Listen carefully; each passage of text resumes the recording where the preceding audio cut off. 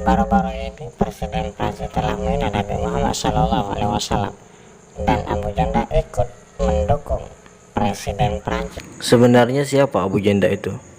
Je voudrais la carte de menu, s'il vous plaît. Merci beaucoup. Merci beaucoup. Orang pada boikot produk Prancis, saya hari ini makan masakan Prancis. Kenapa? Karena Nabi Muhammad mengajarkan kepada saya umatnya untuk memaafkan penghinanya. Bon appétit.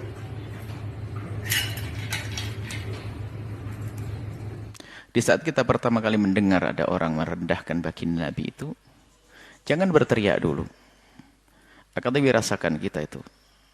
Tersinggung enggak hati kita? Sedih enggak hati kita? Teriakan bisa saja bohong dan palsu. Kalau hati kita biar diam saja, tenang saja, khawatir enggak punya cinta ke Rasulullah. Harus ada dong. Cemburu Nabi direndahkan, Nabi dicaci misalnya. Ini yang harus kita koreksi diri kita sendiri. Kadang-kadang kita itu menyuarakan hanya karena kelompok kita itu sudah dilabeli kelompok pecinta Nabi. Kalau waktu dengar Nabi dia marah. Tapi marahnya bukan dari hati, marahnya action. Ya, kita tidak perlu munafik begitu. Kita perlu dari hati dulu pertama. Kalau sudah pembelaan kepada Nabi dari hati ini, tidak usah nunggu Presiden Prancis. Di kiri kanan kita kalau ada orang merendahkan Nabi, kita harus marah. Dan marahnya sesungguhnya bukan marah dibuat-buat. Kita perlu itu loh, marah, ghadab lillah itu karena sesungguhnya merendahkan Nabi, lihat. Ini kemudian apa? Ya, dengan bermacam cara. Kalau gitu anak kita jewer, kalau santri kita hukum dan sebagainya, itu harus. Artinya pertama di hati kita dululah. Kita perlu jujur dengan ini bulan Maulid, bulan baginda Nabi. Kita perlu jujur hati kita dengan Rasulullah. Kita bukan action. Kita bukan pengen dilihat orang sebagai pecinta Nabi, tapi kita ingin dilihat Allah dan Rasulnya. Apa yang Anda lakukan untuk Rasulullah? Harta Anda untuk apa? Untuk Rasulullah atau bukan? Jangan hanya kita pandai berteriak membela Nabi, tapi hati kita tidak dengan Nabi. Yang sudah, kemudian di sisi lain, kita tidak boleh berprasangka buruk kepada orang yang menyuarakan pembelaan kepada Nabi. Hati-hati.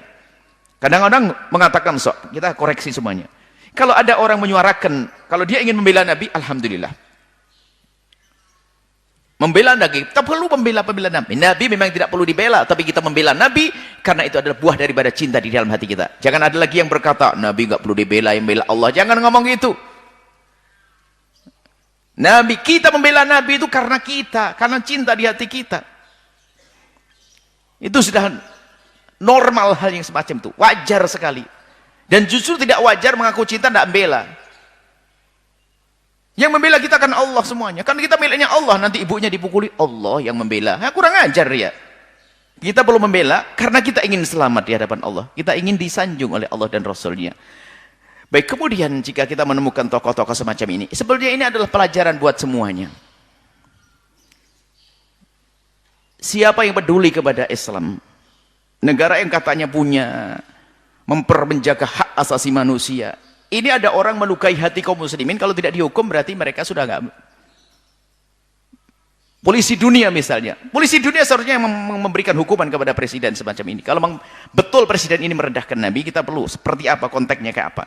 Jika ada seorang presiden merendahkan Nabi, jika benar itu, maka polisi dunia seharusnya. Karena Pak, menyakiti manusia. Miliaran manusia disakiti kok. Cuman apakah kita bisa berharap dari polisi dunia? Kalau tidak bisa berharap, lalu apa yang bisa kita lakukan? Memberikan hukuman. Kalau bisa kita jewer, dekat kita jewer, kita sentil, kita rotan. Tapi nggak mungkin.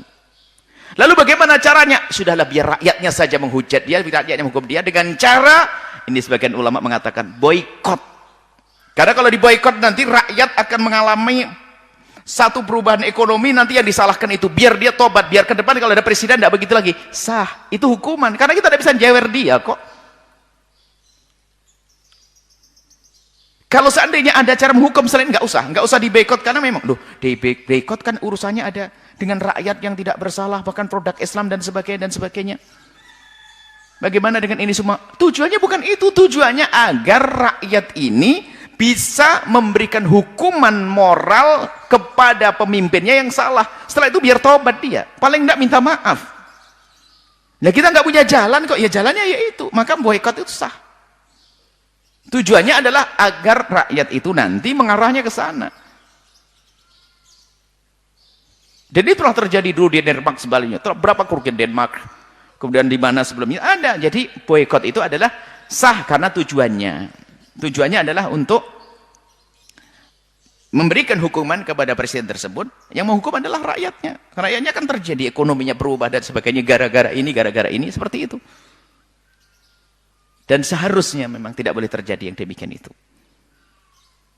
Akan tapi subhanallah, begitulah. Islam kurang cemburu di dalam diri kita. Kita kurang cinta kepada Nabi SAW. Masalah pemboikotan dan sebagainya, lakukan selagi itu adalah bermanfaat dan memang ada pengaruh. Oh, ada pengaruh. Dulu pernah waktu diboikot, kerugian negara tersebut besar. Sebelumnya adalah Denmark, sebelumnya mana lagi? Itu adalah kerugian besar dalam hal ini.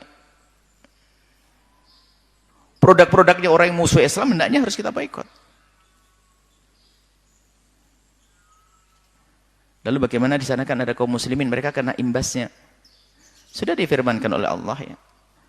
Kalau kita masih berada di kalangan orang-orang kafir, biasanya ada musibah yang Allah timpakan kepada orang kafir, orang Islamnya juga kena. Tapi bagi orang beriman di sana, ingat, orang beriman muslim di Prancis dengan kondisi saat ini diboikot, kemudian ekonomi menjadi rusak, maka dia akan menjadi sempit rizkinya, maka akan diangkat derajatnya. Jangan khawatir hai orang beriman yang ada di Prancis sana. Sebab musibah yang Allah timpakan kepada satu kaum karena maksiat, karena dosanya satu kaum, orang beriman yang baik pun akan kena di situ. Cuman bedanya, kalau orang beriman akan diangkat derajatnya oleh Allah. Seperti itu. Jadi kalau seperti itu adalah sah-sah saja jika pertama benar bahasanya terjadi penghinaan siapapun. Makanya ini kan yang kami sampaikan, dia hanya berlaku kepada Presiden Prancis, siapapun. Kalau terjadi penghinaan, hendaknya diberi hukuman. Hukuman kalau dekat dicewer langsung, ditegur dekat. Kalau satu bangsa mungkin segera didatangi, suruh minta maaf, kemudian dihukum. Kalau di Indonesia, karena di luar Indonesia kita tidak punya, ya barangnya jangan masuk, kita diboikot. Itu sah-sah saja. Kalau ada cara yang lain, mungkin ada ide cemerlang, apa sih menjadikan dia tobat dan menjadi pelajaran buat yang lainnya agar tidak melakukan yang serupa? Ayo kita lakukan. Tujuannya itu sebetulnya. Semoga Allah menambahkan kecintaan kita kepada baginda Nabi SAW. Dan semoga Allah SWT memberikan hidayah kepada siapapun yang saat ini punya kebencian kepada baginda Nabi.